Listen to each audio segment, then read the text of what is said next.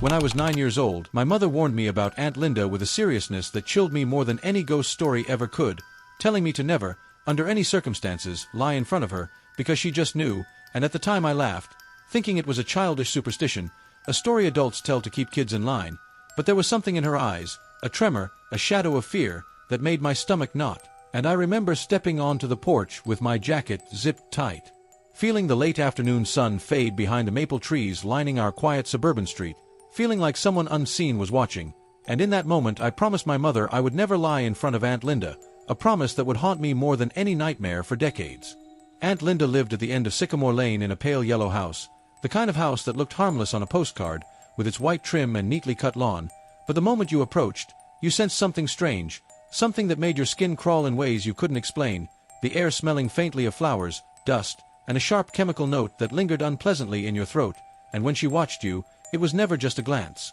It was a deep observation, like she was listening not only to your words, but to the unspoken intentions in your heart, a skill I would come to fear and understand far too late.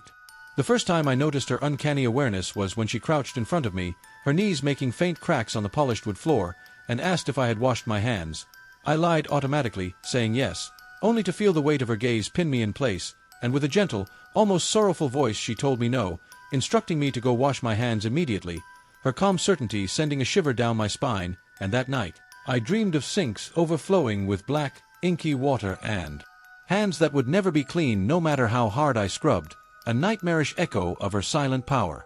Over the years, the rule became ingrained in me, don't lie in front of Aunt Linda, a rule that claimed others too, like my cousin Mark, who at 14, arrogant and careless, swore at Thanksgiving dinner that he hadn't eaten the last slice of pie, only to be stopped by Aunt Linda's soft voice, the room falling into a silence so complete you could hear the tension crackling in the air, and when he laughed, defiant and foolish, she simply said, I listened to it. And that evening, Mark would vomit violently, blood lining the edges of the bathroom sink, the missing pie magically appearing in the trash, cleaned to the last crumb, a grotesque lesson he would never forget, a lesson in the literal cost of dishonesty. As I grew older, I moved across the country, convincing myself that these were childhood exaggerations, fears dressed as supernatural tales, but the truth has a way of catching up, and the call from my mother telling me that Aunt Linda had passed away brought no relief, only a tightening in my chest, a premonition that the house, the woman, and the secrets she kept were far from gone, and when I arrived at her pale yellow house, the windows seemed darker,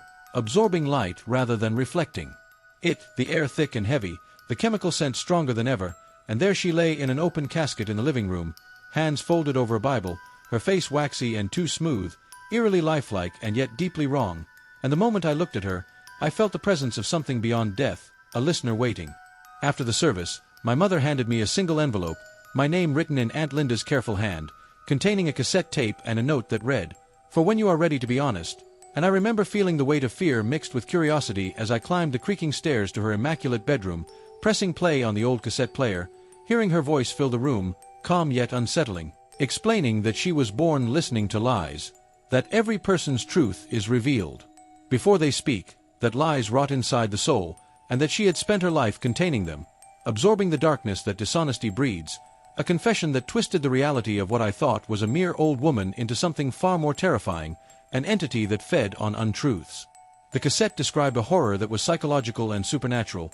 whispering about walls that breathe, mouths moving silently behind wallpaper, rooms that warp as if alive, and the air growing thick with the scent of decayed flowers and chemicals whenever lies were near, a world where truth became a tangible, oppressive force, and the more I listened, the more the bedroom itself seemed to pulse, the shadows growing deeper, almost forming faces, almost watching, until a whisper brushed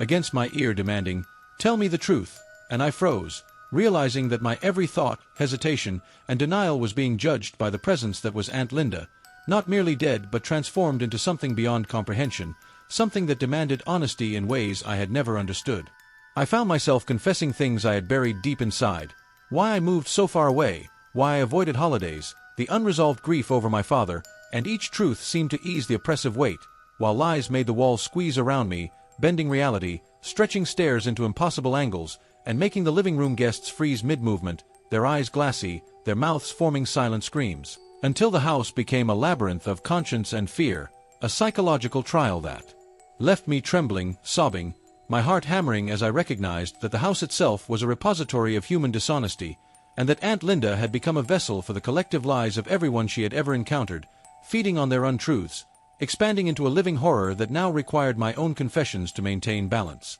She appeared before me, not dead, her eyes open and piercing, a semi-transparent figure guiding me through the labyrinth of my own fear, teaching me that lies are not harmless, that the smallest dishonesty leaves traces, that fear reveals the truth, and as she pressed a hand to my shoulder, I understood that I had become the listener, inheriting the terrible responsibility of discerning truth from falsehood, the subtle horror that now lived inside me, whispering, breathing, ready to grow. Whenever deceit crossed my path, an eternal reminder that someone, somewhere, always knows when you lie, and in that chilling realization, I felt both dread and power, understanding that honesty is not simply moral but a survival mechanism in the presence of a consciousness that does not forgive deception, and weeks later, long after I returned to my own home, I still hear it sometimes, the wrongness, the subtle pulse of dishonesty in the air, the growing presence inside me that had once been Aunt Linda, and now, as I confront co-workers, friends, strangers, anyone who hides a fraction of truth, I sense the rot of falsehood, the almost tangible weight of their lies,